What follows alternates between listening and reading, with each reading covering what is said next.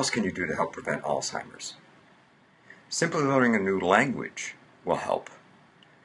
When you learn a new language, you excite a part of the brain called the amygdala.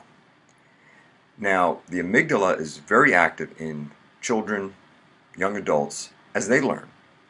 And then it gets less active as we age. And one of the reasons it gets less active is because we start doing a job and we learn that job and we learn the skills to do that job, and then we stop learning new things.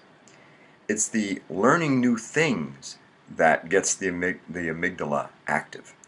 And it's very important because the amygdala allows a greater connection to occur and a greater creation of connectivity that we talked about earlier. Those connections in the brain that makes things work a lot better. Okay? So the second thing you can do, or actually the third thing out of the three that you can do, is learn how to play a musical instrument or just simply sing. Music, and certain kinds of music, has the effect on increasing that connectivity, that neuroplasticity I talked about, which is so important in preventing brain degeneration and brain disease such as Alzheimer's or dementia. By doing musical activity, what you do is you can excite a part of the brain that is one of the early parts of the brain that gets affected by these diseases, and that's the hippocampus, the temporal lobe, and basically the right part of the brain, the parietal lobe. It responds very well to music and it gets excited.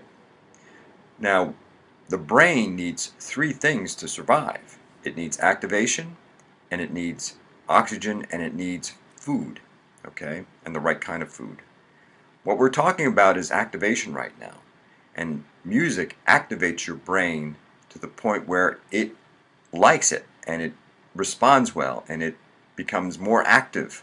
And the more active your brain is, the less chance of you developing these degenerative diseases.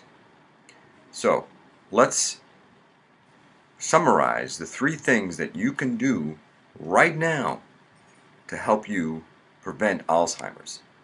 Number one is high intensity exercise, and we talked about that in the last video. Number two is learning a new language.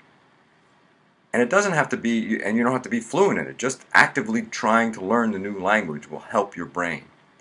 And the third thing is learn an instrument or sing. Both of those three things can actually help greatly in preventing you from developing Alzheimer's. Now, what can you do for your children?